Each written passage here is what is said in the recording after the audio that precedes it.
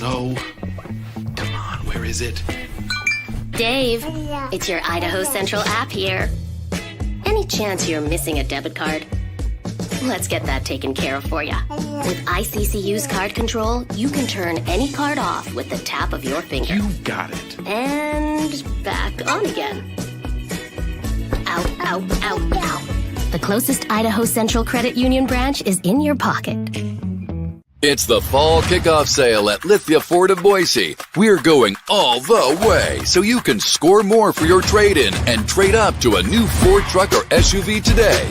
Visit Lithia Ford of Boise, where Ford begins in Idaho.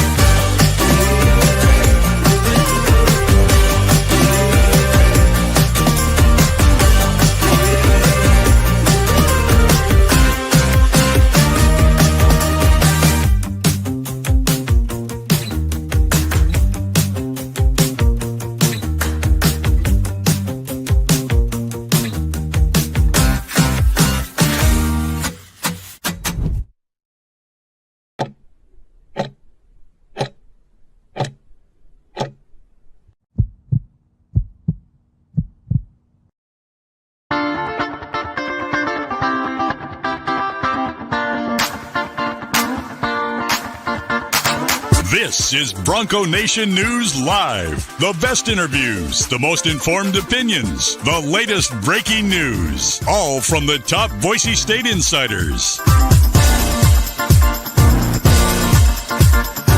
Bronco Nation News Live from BroncoNationNews.com is presented by RowPaint.com, the official paint and coatings company of Boise State Athletics.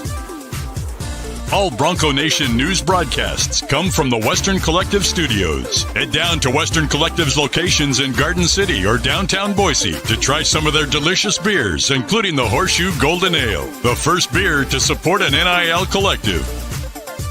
Now, here's four-time NSMA Idaho Sports Writer of the Year, BJ Rains, with another edition of Bronco Nation News Live. Hey, how we doing, Boise State fans? Happy Monday to you here at Bronco Nation News Live, BroncoNationNews.com, our social media channels, and this is not the post-game show, Mike Prater. It's a Monday morning. I got a lot going on here. I got maintenance workers at the house. I'm just happy I got on the air and had clothes on, to be honest with you. So, all right, we're rolling. It's a Monday, and this is Bronco Nation News Live at BroncoNationNews.com. He is Mike Prater, KTIK, The Ticket. He joins us every Monday. My name is BJ Rains. And we already got 25 comments in there. They're fired up, Mike Prater. Fired up from a kind of a crazy fun football game on Saturday night. And I would imagine we're going to debate a few things today. Yeah, let's get after it. Yeah, no, we are excited. We got the new rankings coming out tomorrow for the CFP. We got Ashton Jeanty's Heisman odds. We got all kinds of things going on. But I guess since Mike Prater's Utes couldn't help you out, Bronco Nation, you can put all your faith in the Kansas Jayhawks this week, maybe against BYU. We are all Jayhawks. Bronco Nation is all Jayhawks this week, Mike Prater, since you guys couldn't get it to me. Thanks for bringing that up. So I've been depressed all weekend and ignoring that. So thanks for bringing that up. I appreciate that. That was, yeah. All right, I'll save you. Let's move you're on. having a good start to your Monday. I apologize, but that was that was quite the finish there, man. That was a weak call, and that sucked. No comment. But I'm not blaming. When I say that, I'm not blaming the officials. I thought the call was fine. I have zero issues with the call. I have most issues with the Utah football team, the coaching staff, their athletic directors. That was all self-inflicted and had nothing to do with any outside forces, including a call that probably should have been called. Yep, yeah. Based on the replays I saw, probably did look like a call, but you can't stop him going 99 yards. Probably don't deserve to win at that point. But that was a tough finish, and of course, it's a former Boise State kicker there for BYU making the field goal to kind of stick the knife in a little further, I guess, for some fans here in Boise. But yeah, we'll see what happens. Boise State, at least maybe, obviously not the final rankings, but at least tomorrow probably would have been in that 4 spot by default had BYU lost over the weekend, but they don't. They stay undefeated, and we'll see tomorrow night where Boise State's at. They're probably at 12 again, maybe even 13 with Ole Miss passing them, but probably will be at least the 12 seed again in the bracket, and we'll talk about that more, leading into tomorrow night. But we bring that up, Mike, because of the 28-21 win for Boise State over Nevada. As in the words of some of the players and Coach Danielson after the game, sloppy, not pretty. Obviously could have been better, but again, a win's a win, and every championship type season, you're going to have a game or two like this. You're not going to win every game by 50. I remember that 06 season, right, Mike? They had to go to overtime to beat San Jose on the road, and you just have to at times survive in advance. It's not always going to be pretty, and maybe this was that game for Boise State that kind of locks them in for the stretch run. The turnovers, the sloppiness, whatever you want to say about it. But bottom line is they do win and still stay on track for all their goals. Yeah, that's all that really matters. And the design points, the style points in between are good for our business, good for talking points, good for fans to get after it. But at the end of the day, you're right. It doesn't really matter. The win is the win. Yeah, you're right. Look at Boise State and some of its championship runs, San Jose State, Wyoming. How about the 1994 team that just got celebrated for its 30 years? They lost a game to a really crappy Idaho State team in the middle of a national championship run. How about yesterday, taking just a look at the National Football League and really, really good teams struggling with really, really bad teams, but figuring out a way to come up with a victory. So I get it. There's going to be all kinds of fans. I'm a little bit bitter and tired of whining Boise State fans because this is pretty typical, guys. This is what sports teams do. They go through the ups and downs. At the end of the day, you should be proud that your team wins. And I think most Boise State fans are proud and happy that they won. And it's okay to debate the style points in between as long as you keep it in perspective a little bit. Boise State's still on track to do everything it possibly wants individually. And I know we're going to talk about Ashton Jeanty and certainly team-wise as well. Yeah, and Maddox Madsen as well, because I don't know about your post-game show, Mike Prater, although I listened to your post-game show, and I got to admit, I love the callers, and I love the guy that said his phone battery was dying because he had to hold up the light 10 times for the it was a subtle shot that they said they turn the lights off and make you turn your phone light on way too much. And he said, my phone battery might die because I've had my phone camera light on 10 times during the game. I actually love that kind of small, subtle shot. I have no problem with them turning the lights off, telling you to turn your phone on. It's the same as the guy the week before who's upset because they played the shout song. I mean, come on. Are you seriously, guys? You're investing all this time and money and joy. College football brings us joy with a little bit of angst, but that's the way it's supposed to be. And these people are worried about the cell phone batteries, cell phone lights, and music being played. It's ridiculous. It was a little bit of a bit, but he had practiced it or he had thought it out before he got on there, and I thought that was I give him an A for effort. For my phone battery might die because I was stuck turning on my camera battery or my camera light 10 times during the game. That made me laugh. Avery does say the game is way overproduced. Just let the atmosphere breathe sometimes. But maybe that's a topic for the offseason down the road. Are they doing too much? I don't think they are. I think they have a great atmosphere going there. I think it's I think they're doing just fine. But I know we are going to talk about Jeanty, but on your post-game show, we had a lot of people. I don't know if you were expecting this or not, going back to Maddox Madsen and the quarterback situation and the folks that have been very silent, Mike Prater, the last 3 or 4 weeks, now coming out of the woodwork again to say it's time for Malachi Nelson to get a shot here. I basically said on my postgame show that it would be absolute craziness and ludicrous and would never happen unless you're at Alabama. I guess that people pointed out that it happened there with Nick Saban one time, but to have a team that's winning in the rankings, 8-1, undefeated in Mountain West play at this point in the season to make any kind of quarterback change coming off 6 straight wins like this, I think would just be absolutely craziness. But there are some folks out there in the chat and in the post-game show that saw enough from Maddox Madsen to think it's time to make a change. Well, that's ridiculous. And really, I'm not going to even get involved in that because that's just stupid. But Maddox Madsen did play a terrible game. And again, I'll go back and look at bad quarterback play. Look at some of the quarterback play in the NFL yesterday. Look at some of the quote-unquote good quarterbacks in the college football. I'm not trying to take the pressure off Maddox Madsen. Maddox Madsen was terrible. Well, he wasn't terrible. He was not good. He was not good. When you're terrible, you're turning the ball over. You're creating sacks. You're putting your team into negative situations, and he really didn't do that. He just couldn't complete a lot of passes, didn't get a lot of stuff done. and they had to grind out an effort against a really, really, really emotional opponent. So I'm not going to sit here and make excuses for Maddox. He was bad, and I know he acknowledged that in his press conference after the game on Saturday night. He needs to get better. But, I'll come back to what we all say. He's a sophomore. He's being developed. He's going to have his ups and downs. I remember, I don't know if he was a sophomore or junior. I remember Kellen Moore having a 3-interception game. How about Jared Goff last night with 5 interceptions in the NFL and still figuring out a way to pull out a victory? Those kinds of things happen. They're all worth debating. They're all worth talking about. It's all part of the conversation with fans and performance on the field and media and all that kind of fun stuff. But at the end of the day, to bench Maddox Madsen, who's what, look at his stats, 18 touchdowns, 3 interceptions. I think he's been sacked like once or twice all season long. And most of those are 1-yard losses. He's never terrible. When he never puts the team in a bad situation individually, he had a very poor game on Saturday night. Todd says he was lucky it wasn't 3 turnovers. The one was bad enough. He did have 2 interceptions. I guess one was called back because of a penalty, and the other one was overturned there at the goal line. We did flip the coin, Mike Prater, and you won. So you get to ask Dirk Cutter again about running the ball up the middle, and you get to ask Dirk Cutter about passing at the 2-yard line instead of running with Jeanty there. The 2-yard line thing I loved. And Dirk Cutter and Ballgame and I have been talking about this in the press box all season long. Maddox Madsen throws an interception. Dirk Cutter calls for a pass the next play. Maddox Madsen's in 4th and 1. Dirk Cutter calls for a pass. Go back and look at the context. Go back and look at what Dirk Cutter's been doing with Maddox Madsen. Dirk Cutter is not afraid to gamble. Dirk Cutter is not afraid to do the stereotypical play that everybody in the stands is expecting, a 1-yard pass or a 1-yard run on the 1-yard line. Dirk Cutter does it a little bit differently, and it usually works for Dirk Cutter.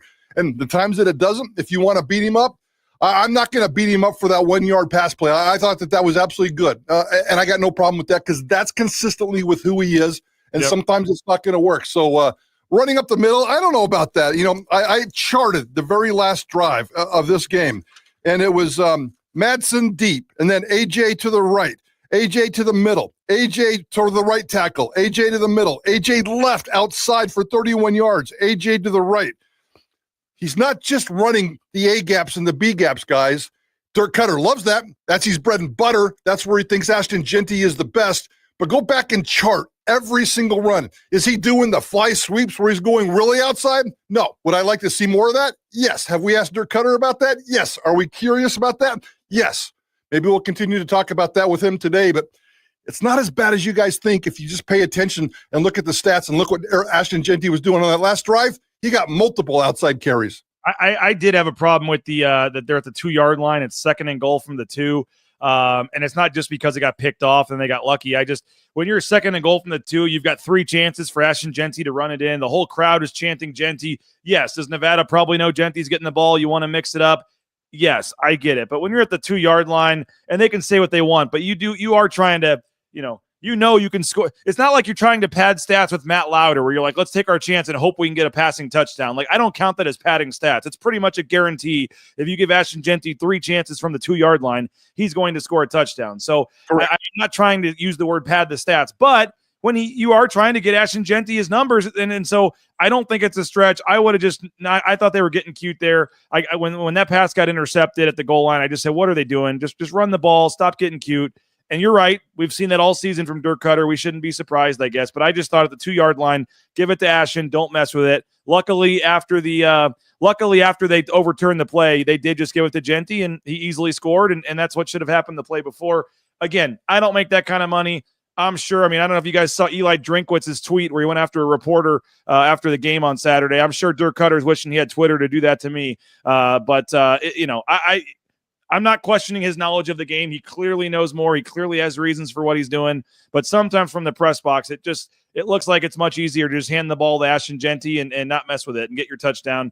That play backfired. They got super lucky. People were talking about Marshawn Lynch in the Super Bowl. They got lucky that I still haven't seen a replay, Prater, where that ball was moving. I don't know how they overturned that call. Maybe I just missed the obvious replay that everybody else has seen. But people are saying that the Big 12 called down to help out BYU. If that's the case, the Mountain West surely called down to help out Boise State in that situation. Because I just personally, again, not saying it wasn't, I just personally have not seen a replay yet where that ball was moving. I thought that was a great interception. And that ended up being a huge swing in the game. They overturned the call. Boise State scores on the next play, and then Nevada comes all the way down, and Boise State gets the fumble recovery at the 2-yard line. That was an absolutely massive swing in that game, those couple of plays. And again, yeah, Dirk Cutter has his reasonings. He knows what he's doing. I would have just from the 2-yard line on 2nd and goal, not even messed with it and given it to Jeanty myself. I think it's worth the conversation. I mean, that's a very valid and fair point. And certainly worth fans debating, certainly worth the media debating, certainly worth questioning and not criticizing, but just questioning out of curiosity. I'm curious. Maybe I'm not judging. I've always been told by my family, don't be judgmental, just be curious. And maybe I am curious as to why Dirk Cutter loves the bread and butter up the middle. Maybe I am curious as to why Dirk Cutter called that. And those are all worth valid conversations. So we can come up with those conversations, have our own opinions, and there's really no right or wrong in those kind of deals. It's just kind of a matter of opinion and whatever you prefer. And I just like Dirk Cutter's gambling style. And I don't think it's it's not like he's got this reputation as this gambling style kind of guy. He just likes to be a little bit more creative. When everybody in the stands is chanting Jeanty, he's thinking something else. When everybody else is playing marbles, he's playing checkers. That's why Dirk Cutter is Dirk Cutter. No doubt. People are arguing or disagreeing with me in the chat that the ball was moving and it was a clear. Tyree says he had his control and his elbow was down, looked like an interception on the play. That's what I saw, but other people, like I said, are saying that the ball was moving. So who knows? Maybe it wasn't as clear cut as. And I'm not saying it wasn't. I'm just saying I didn't see a replay. And we only the press box. Mike, we're not getting great shots. We're kind of leaning way back in our chair trying to see what's going on. I was just a little surprised. I didn't even hear that they were reviewing the play. I don't know if you did or not, but I didn't even know that it was a possibility that they're reviewing the play. I'm typing out my tweets, ripping on Dirk Cutter, and next thing I know, I look up and they're all of a sudden Boise State has the ball again. So I think that regardless, I think whether it was moving or not, Boise State caught a break there that they overturned the call and then they punched it in and scored. And again, it wasn't pretty. I think Maddox Madsen agreed, and Madsen said, by the way, that was his worst game of by far. He admitted it, he owned it, he wasn't good. And I think the bigger issue is, and I know you touched on this in your post-game show, Bronco Game Night, Mike, and maybe this is worth asking, but I mean, you had 4 targets for Cam Camper, he had 2 catches. Matt Lauder had 7 targets, and he had 5 catches. Ashton Jeanty, 2 targets, 2 catches. Latrell Caples on this stat sheet got 2 targets, but no catches. And then, so no targets for Prince Strawn, no targets for Austin Bolt, no targets for Chase Penry. You can keep going down the line here. Chris Marshall, I'm not even sure how much he got out there. No targets for him. But again, you're talking about, what was it, last week or the week before? 10 different guys caught a pass. They're getting everybody involved at this point. And you're talking 1 actual wide receiver making a catch and 1 tight end, and that's it, other than Ashton Jeanty. So, when you only have 9 completions, that's going to happen, I guess. But they for whatever reason, it was just a lot different from that standpoint. That was a very curious one for me. And we did spend a lot of time talking about that on Saturday night. And definitely asked Dirk Cutter to, was that a product of Maddox Madsen? Sometimes do you get caught in a game and it just kind of happens? Do you need to have more emphasis on that in terms of where was Latrell Caples? 3 touchdowns last week and not a single catch this week. It's just the inconsistencies. And a lot of it, I have to admit, just as I sit here and try to defend Maddox Madsen, I think a lot of it has to do with him and his production and his ability to be a passer, a consistent passer. So when he has his downs, the wide receiver room is going to have his downs, and the wide receiver room had its downs on Saturday night, just as Maddox Madsen did. That was not a good look, and you've got to get more wide receivers involved. And I just don't understand the inconsistencies. It's been kind of an inconsistency all season long in terms of the wide receiver room. So it's not just a one-game blip. It's definitely a curiosity that's worth asking. Somebody says, I'm looking at a different game. No, I'm not. I'm looking at the quick stat report, Boise State, Nevada. I got the stats right here, November 9th. So folks are saying that I'll have to look and see. Or I don't know if your target stats are different. This was the one that that media relations staff handed out to us in the post-game press conference. So those are the stats that I'm looking at, where I've got Latrell Caples 2 targets, Jeanty 2 targets, Camper 4 targets, Matt Lauder 7 targets. So do you have something different, Mike, or? No, those are the ones I have. I mean, he threw 20 passes, so there needs to be 20 targets. Someone said was targeted twice. I'm not sure. While we're talking, I'll see if there's maybe an updated one online if they went back and looked at the film. or something later on Sunday and redid it. But I'm just going off of what the quick stat report, Boise State, Nevada. So this actually, to be honest with you, though, this only has 7, 4, 11, 13, 15 targets. So they'd have to have 5 more somewhere. So maybe they didn't list everybody, and this was just the top 4. So apologize if I'm wrong. I'll look at that. Someone's commenting they love your shirt, by the way. My shirt? Yeah. Oh, because it's blue? It's the same color as the Ashton Jeanty shirt here. Maybe I'll take it off and put the Ashton Jeanty shirt back on. So, yeah, it's I wore this to practice once and got criticized, and I've never worn it to practice since. So maybe I forgot today. But it's okay to wear blue every now and then. At least I didn't wear red. I'm wrong, I guess. Prince Strong had a drop. I think what happened is this is a quick stat report, so it just lists 3 or 4 of each category and didn't go all the way down the list. So maybe there's 5 more targets that are missing. So I guess Prince had a holding call, or that was the overturned interception, I guess, was towards in the corner of the end zone as well. So okay. Yeah, Caples had 2 targets, Wagner had 2 targets, Strawn had 2 targets, and Penry had 1. That takes up for the Louder 7, Camper 4, and Jeanty 2. So that gets you your 20. Well, regardless, you had 2 catches by Cam Camper and not another catch by a wide receiver on the roster. Matt Louder did have 5, but the overall point remains the same, that they were not really involved at all for the other wide receivers in this game. And it's the ebb and flow, I guess, Mike, of a season, right? Some games you're going to have everybody involved, and the running game's going to work, not work. I mean, it did seem like I don't want to say went all the way back the other way, but they obviously realized San Diego State's game plan didn't work, where if they just stop Ashton Jeanty, I mean, they still obviously put a lot of attention on Ashton Jeanty. I just don't know if it was quite as much as San Diego State did, which allowed Jeanty to have a few more of the longer runs. He had the 46-yard run. He had a couple other longer ones. I mean, that, again, it took 34 carries again, but he was up over 6 yards a carry, and that looked a little more like the Ashton Jeanty type game we've been seeing earlier in the season. Yeah, and I thought that 10-yard run at the end was very, very important. Nobody's going to watch the end of this football game outside of Boise, Idaho, or maybe Reno, Nevada. And the voters are going to wake up on Sunday morning and look at the stats and look at the box score. And if Ashton Jeanty has 199, that's strong. That's good. But if you have 200-plus and 3 touchdowns, they're going to kind of stop there. They'll look at the 6.1. Hey, that's really pretty darn good. Ashton Jeanty, and I know we're going to dive into this a little bit, his numbers were solid and did. I thought Jeff Choate, and I don't think he's gotten enough credit for this. Jeff Choate, who got beat up a little bit in that handshake, which I don't think he should have. I thought that handshake was kind of misrepresentation of what I thought, but we can certainly debate that. Jeff Choate outcoached the crap out of Sean Lewis. And I know they didn't compete against each other, but Sean Lewis from San Diego State came in with this plan. And it was attack Jeanty, and nothing else. It seemed like they forgot everybody else. And then they were so damn stubborn by the time they looked up and realized that they were getting screwed over. It was, 28-0. Jeff Choate came in with an emphasis on Ashton Jeanty, but responsibility in the back, and did what he had to do. So I thought it was a really nice coaching deal. Put Boise State on its heels. It kept Nevada in the game the whole time. Jeff Choate he's got this reputation for coaching on emotions. I thought his coaching staff and his football team came in highly prepared. Great prepared. That's a tough environment in Boise, Idaho against a really good team, the 12th ranked team in the nation. I thought Jeff Choate did a fantastic job coaching it. I thought his team kind of executed it, and I have no problem with the post-game handshake.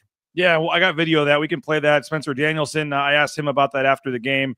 We can spend up 30 seconds on that here in a second. There's some comments about the defense here as well. But Sessions V says, Prater, I forgot about my Heisman shirt. I went and put it on. Jeanty fumbled. I took it right back off, put it in the back of the closet. Never to be seen again. That's his first fumble of the year. Come on, give him credit. Now, I was worried when he did that because go back and look at his track record. When Ashton Jeanty has 1 fumble in a game, for the most part, he has 2. They kind of come in bunches for this cat.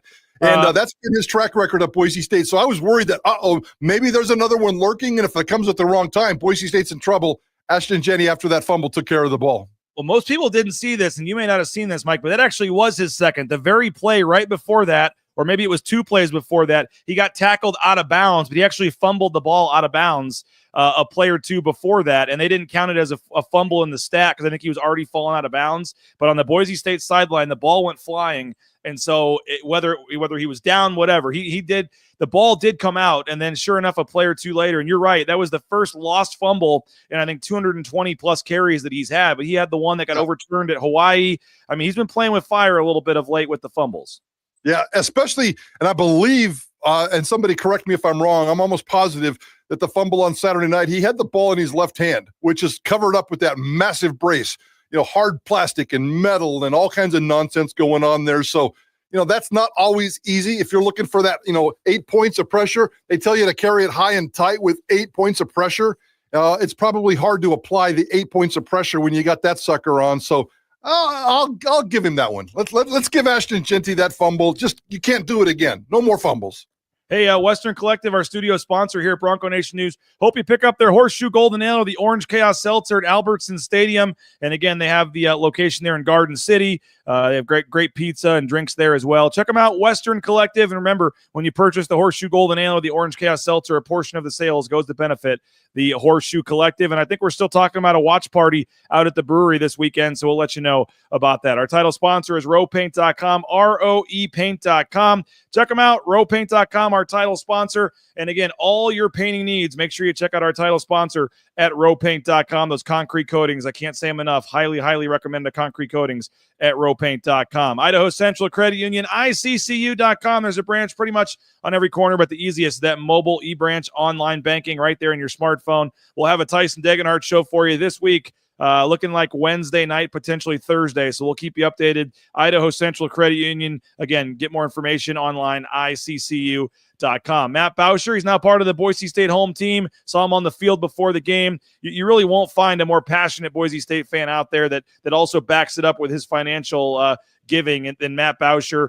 He's living and dying with every shot on the basketball side, every snap. So return the favor, guys. He's stepping up on the NIL game. He's stepping up as part of the Boise State home team. And your next purchase of your home or when you're selling your home, I know everybody has 5 friends that are realtors, but Matt Bauscher, you will not find a better customer service, a better experience selling your home or buying a home than with Matt and his team. Check them out online at BauscherRealEstate.com. And Ridley's Family Markets, shop Ridley's.com. Speaking of friendly environments, you go in there, it's just a great hometown feel when you walk in the grocery store. So check them out. They got 13 locations across the state of Idaho, surrounding states as well. And again, they're big supporters of the home team here. So check them out online and download that Skip app. Get savings up to 40% off at the checkout at shopridleys.com. All right, Mike, a lot of different comments coming in, different ways that we can go with this. They're talking a lot about Jeanty's arm and the fumbles and things. There are some comments on the defense and some other stuff, but let's stick with Jeanty for now here in segment 2. And again, the odds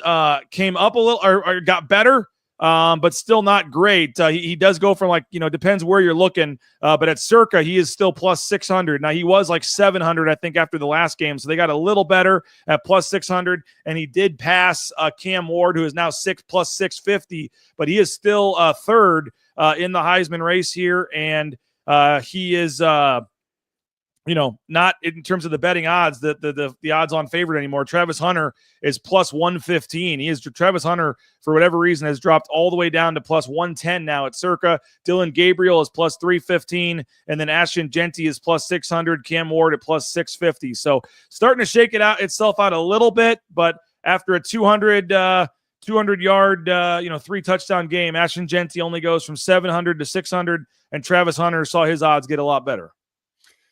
Yeah, and I'm not too much worried about the minutia right now, and I'm not sitting here trying to force Ashton Jeanty to win the Heisman Trophy race, but I've said all along that the Heisman Trophy, the odds, and the race itself is the most fluid, flaky thing week to week all season long, and these are going to fluctuate like crazy. Travis Hunter didn't have a great game the other day. I think he played about 100 snaps, but not a lot of stats on defense. He had nine catches, 99 yards, and a touchdown, a decent-looking touchdown. I wouldn't say it was a highlight reel touchdown, but it was a decent-looking touchdown.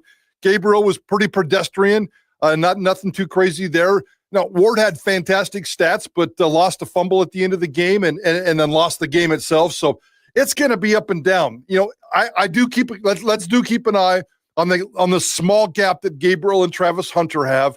We'll see how that plays out here moving forward. But you know what? If those 3 struggle and Ashton Jeanty has another 200-yard game and big numbers, he can get right back into it. But again, I just don't think Ashton Jeanty is going to have the kind of juice to win this thing, and that shouldn't be the prize. Getting the records, getting the Doak Walker, getting to New York City, those are all fantastic check marks, and if somehow, some way, he can get himself to win this thing, that'd be great. But I don't know if the expectation should be for Ashton Jeanty at this point in the season to win a Heisman. He's still in the race. It's a beautiful story to tell. He's playing great football. Let's see how it plays out. But, this thing is going to change every weekend for the next. We still have, another month of games. We have 4 more games to play before we even decide on this. A whole month of games.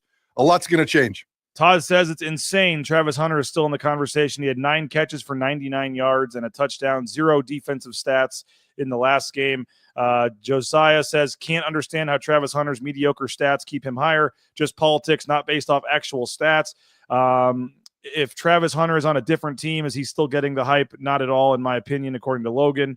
They sent Travis Hunter during a bye week all the way to Columbus, Ohio, I think, to be live on the Big Noon Kickoff show, I believe. He's done game day stuff. They were just there at Texas Tech, and guess what? Big Noon Kickoff heading to Boulder, Colorado this week again. So they love them some Coach Prime. They love them some Travis Hunter. And I will say this, Mike, I mentioned this last week, I think, with you, but the odds are from some guy in the and this isn't just Circa. This is all Vegas odds on a Heisman. Like, they're not doing some straw poll with 100 voters and saying, what's your thoughts right now? So I don't know if they've studied this, or I don't really know where they're getting the odds from, because the Heisman voters that vote, I don't know if they necessarily, I guess I'm just not sure where the odds come from when you're looking at gambling odds for a Heisman. And if they're not polling voters, then some guy's opinion of who he thinks is going to win or should be the favorite doesn't really matter. 100% agree. I'm a voter. And if I had to vote right now, I'm not sure I'm voting for Travis Hunter number 1. I'm not sure who I'm voting for number 1.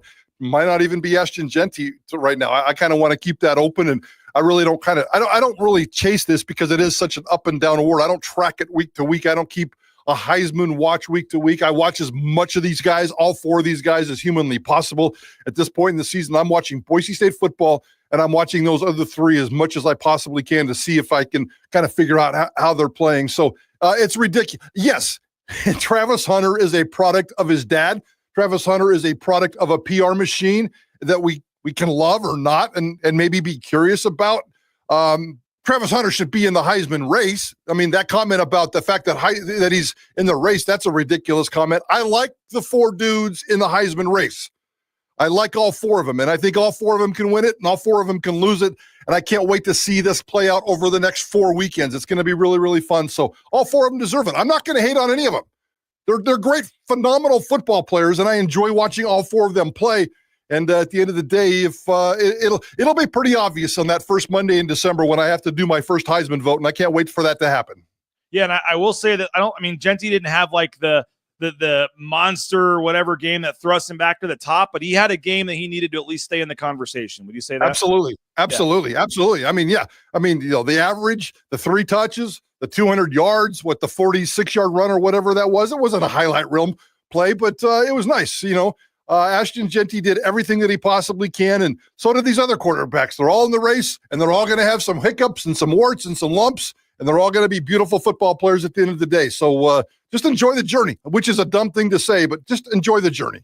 Is that 4 straight games now, I think, with plus 30 carries, though, for Ashton Jeanty? And you talked about the on his left elbow, that big brace that he is wearing. I do think Ashton Jeanty's health, obviously, is a big storyline for this team moving forward. And him, you just knock on wood. We saw Breezy Dubar get back out there, and he had, 2 carries for 7 yards. But, I don't think there's any denying Boise State's chances of, actually winning a playoff game or making any kind of serious run down the stretch here relies on Ashton Jeanty staying healthy. So they're doing what they got to do, and he's getting his carries, but with the brace on his elbow and everything, you just wonder how healthy he is. And if he can, Spencer Danielson calls him a war daddy, all this stuff, and it's looking like it because the hits and the pounding that he has taken, that's why I'm surprised he doesn't fumble more, to be honest. He's got 10 guys in the pile just diving for the ball and ripping it and punching at him every single snap.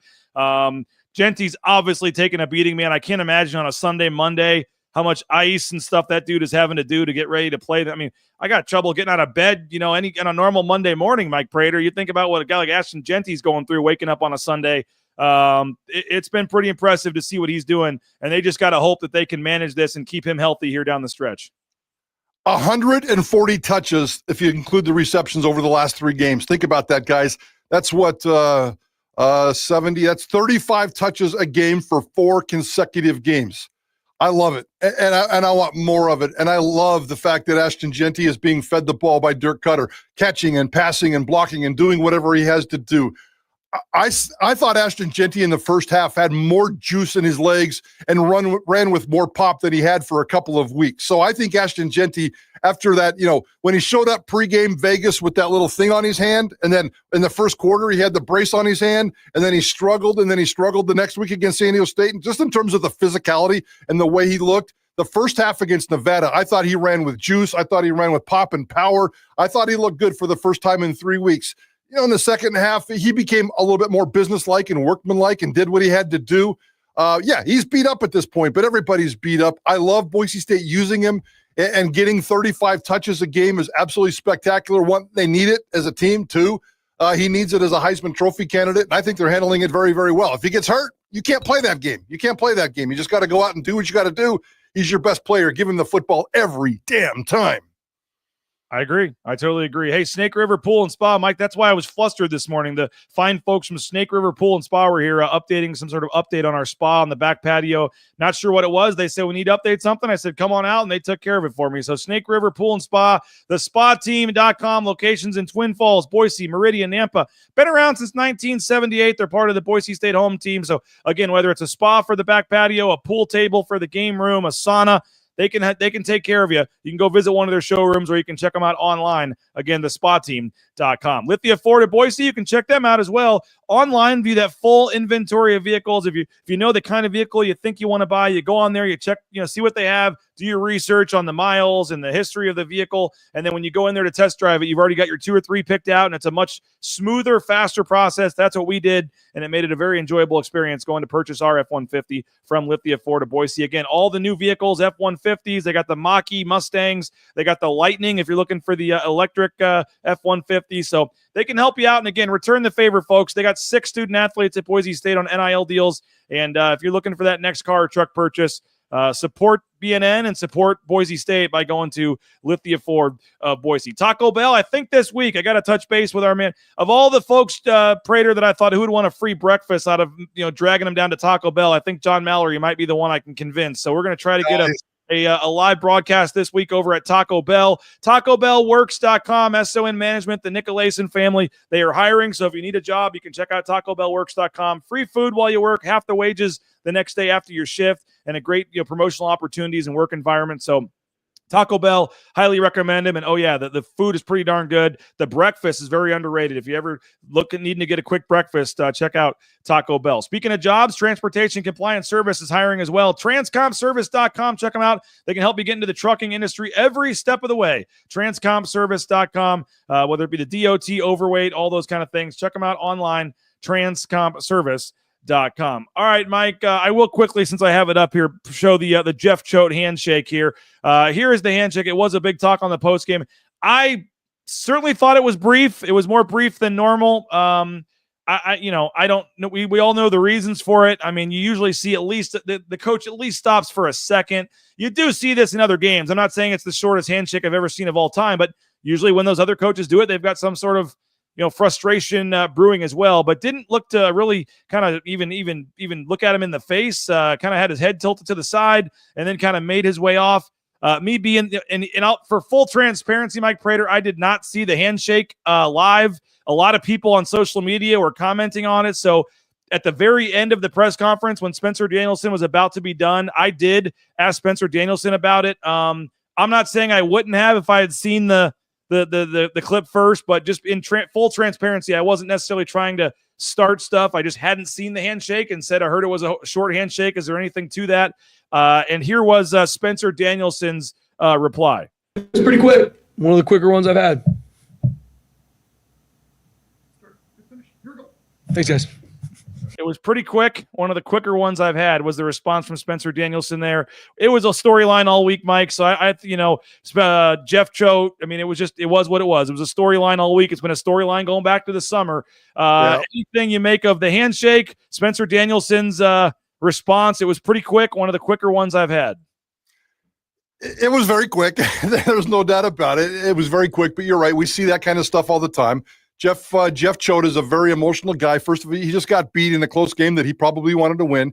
He was shaking the hands of the man, and Jeff Choate wanted his job. And Jeff Choate's wanted this job twice in the last couple of years. He wanted the Andy Avalos job. He wanted the Spencer Danielson job. And we've played the sound bites for the last 5 months. He wants this job. He feels like as an Idaho guy, he deserved this job, and he was very upset about that.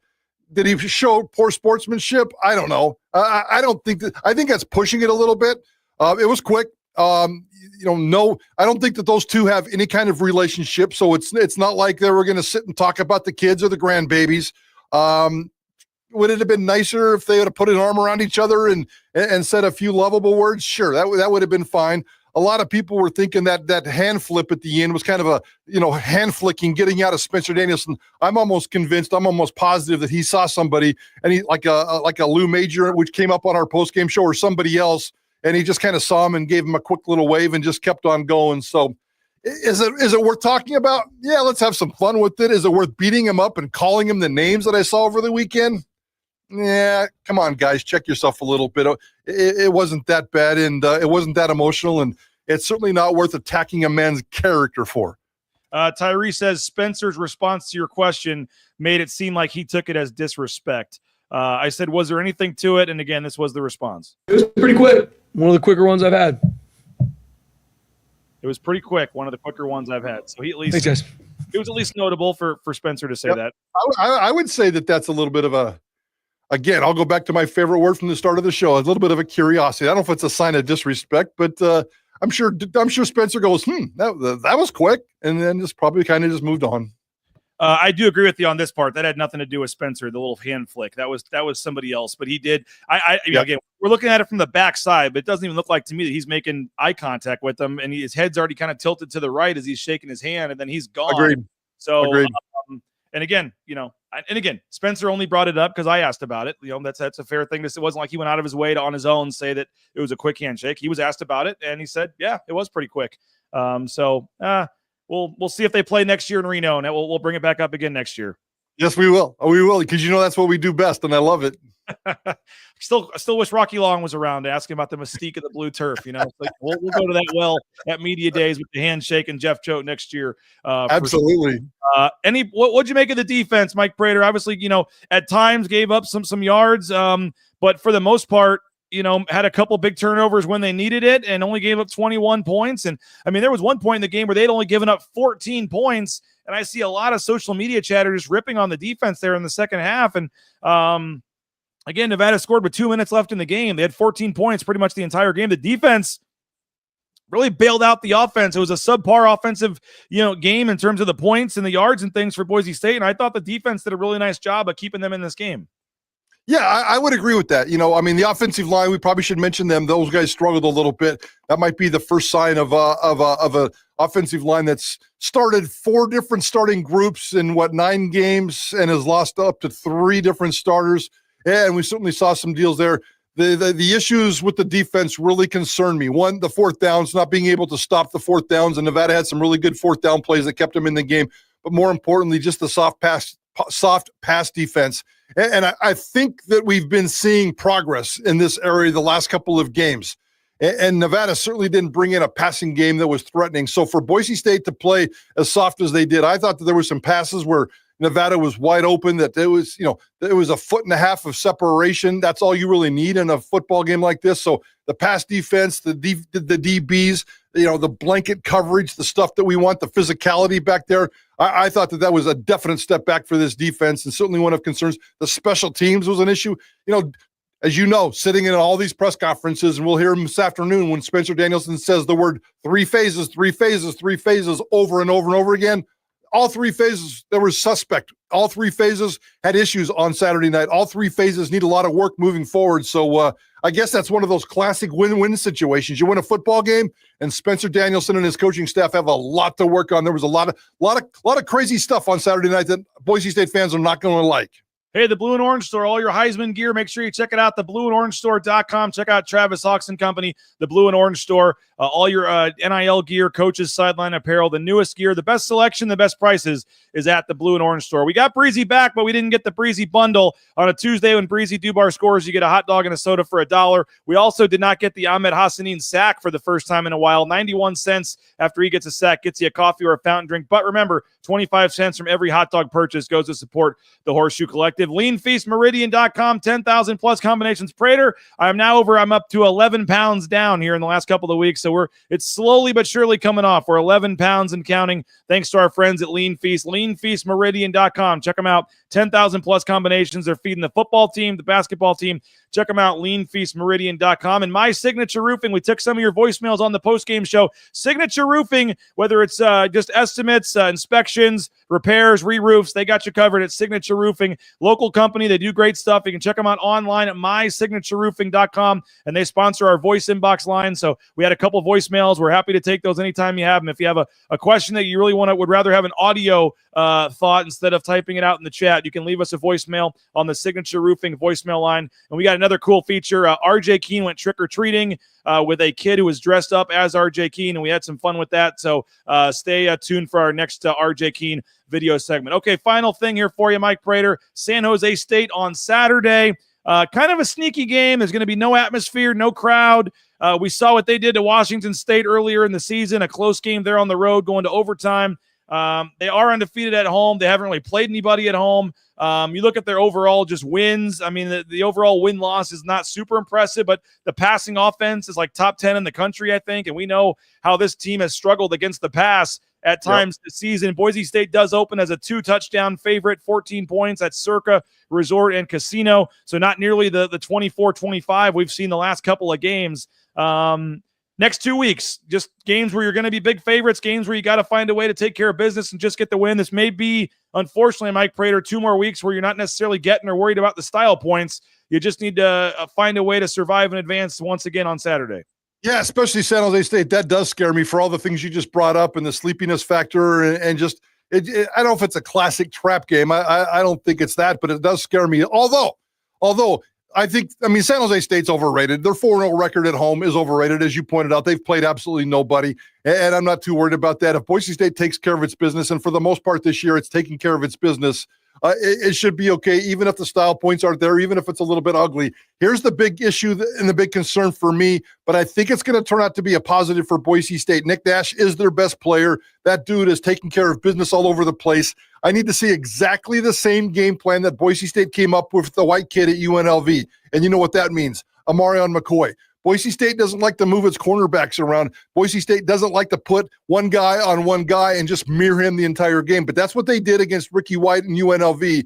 And I thought Amarion McCoy, who was the most physical player this past Saturday night, if he was moving around, getting some big hits, taking care of business, he has emerged as maybe the bright spot on this defense. Take Amarion McCoy, latch him on to Nick Nash, shut that sucker down, and after that, Boise State should be able to take care of business. I love that matchup for Boise State. I think it's the difference maker in this football game. Yeah, looking forward to getting over there to San Jose on Saturday. It should be a fun game. Looking forward to being there, and we'll obviously tell you all week about our coverage for that. If you did miss Maddox Madsen, Marco Notriani, or Spencer Danielson's post-game press conference, also Jeff Choate, we went over and had Jeff Choate's press conference videotaped as well, and I got that up on our website. So any of the post-game press conferences, and Jeff Choate, by the way, was very complimentary in the post-game, was not salty at all. Very complimentary. Did say a couple breaks didn't go their way, a couple things, which is true. But for the most part, I thought he took that very respectfully and was very positive towards Boise State's program. You can go watch his post-game press conference on our YouTube channel, BroncoNationNews.com. And again, all of our stuff gets dumped on the YouTube channel, YouTube.com/BroncoNationNews. So you just watched a 48-minute show for free on YouTube, folks. The least you can do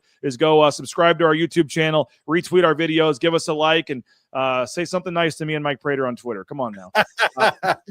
We appreciate you for checking us out. Mike, thank you on a Monday for getting up and doing this. Thank you to JP for helping get us on the air. And again, rowpaint.com, our title sponsor, all of our great sponsors. We appreciate you guys for checking us out. Go subscribe if you can. $50 for a full year using that promo code BNN50 deal. $6.99 monthly option as well. And again, if you can't afford that, totally get it, but at least give us a subscription here on YouTube and take the family to Taco Bell, or switch your bank over to ICCU, or support one of our great sponsors here. Purchase your vehicle from Lithia Ford, all that good stuff. So we will have the live press conference at noon, 12 o'clock noon. Spencer Danielson, Mike Prater, and we'll all be there, but Mike Prater's not talking. We're going to be listening to Mike Prater. Spencer Danielson, Eric Chenander, and Dirk Cutter. And then 3 o'clock, I assume you guys will be all over the NFL games this weekend, all over the college games, and all over the press conference at 3 o'clock. Yeah, yep. And if you missed anything today, breaking down the game a little bit, talking Heisman with Ashton Jeanty, breaking it all down. Yeah, we're gonna have a lot of fun, and then certainly leading up to another big game on Saturday. Yep, 3 to 6, Idaho Sports Talk. Prater, Johnny, Bob, JP. Make sure you listen to them guys. And if you can't listen live, like I always can't, make sure you download their podcast on iTunes. And like within 30 minutes after the show, you're getting a little notification that you've got the on-demand show right there, and you can listen to that. They're also available on their website, KTIK.com as well. So appreciate it, Mike. Thank you again to all you guys for checking us out and watching the show. Go subscribe, and we'll see you at 12 o'clock noon for the live press conference. This has been Bronco Nation News Live from the Western Collective Studios, presented by our title sponsor, rowpaint.com. We'll talk to you guys a little later.